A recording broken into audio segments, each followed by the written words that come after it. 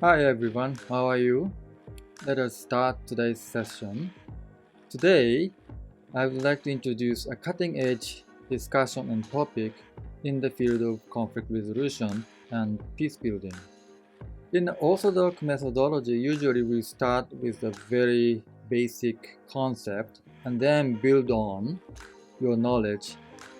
However, sometimes historical reviews and discussions about the basic concept seems to be a little bit boring.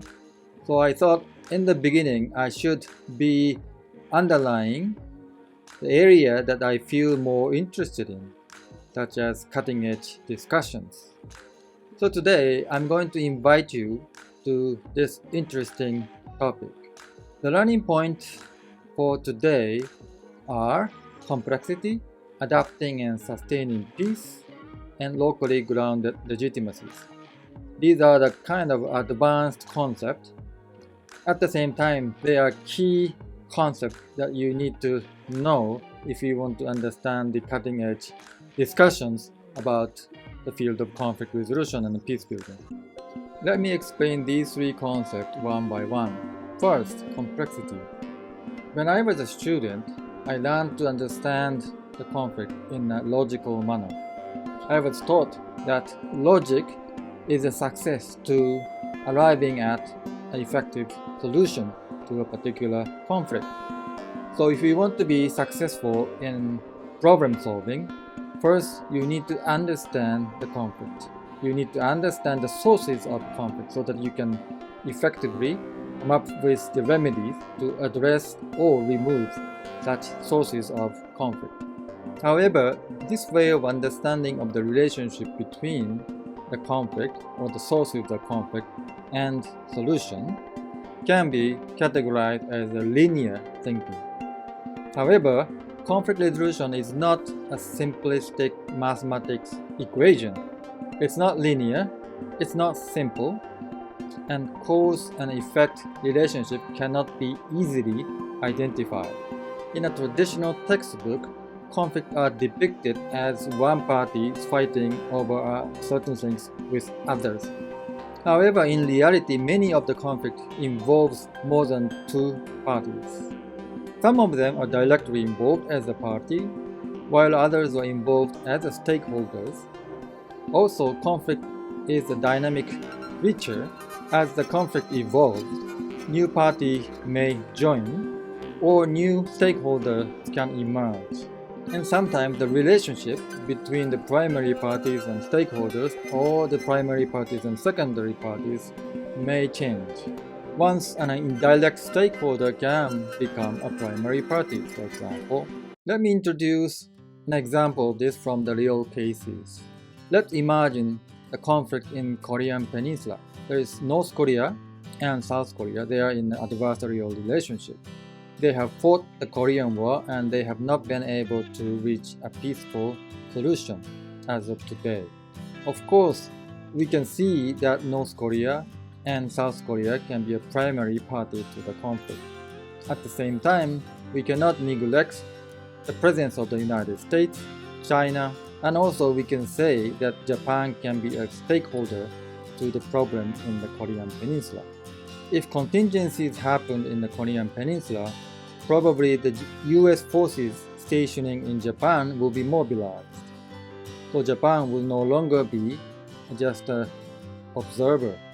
It may be directly involved. You may argue that the bilateral relationship between the United States and China may affect the dynamics between the North and South Koreas. If the North and South can reach a peaceful agreement and then if they decide to reunite the country, then Japan will be forced into a certain position with regards to the nuclear weapons that North Korea has. So if you really want to understand the full picture of the conflict, you need to have a much wider perspective. Although the real problems are so complex and so dynamic, however, what we normally teach or what we learn in terms of the conflict resolution and peace building theory these frameworks assume that conflicts are something static. They also, based on understanding of the conflict, is a linear process, and the solution are normally arrived at using a logical framework. You can see that the logical framework is something like this, because the source of the conflict is A, and you can come up with some sub-sources or the effects, and you assume that the solution can be drawn by logical calculations or logical prescriptions. So that is why the traditional conflict resolution methodology emphasizes the understanding of the sources of conflict, why conflict emerges. In the classic theory of conflict resolution, it is argued that the very fundamental sources of the conflict is indeed the human needs. Human needs are what makes human different from other animals. Basic human needs include something like needs for identity, needs for belonging, needs for recognition. Of course, on top of the very basic human needs such as needs for survival.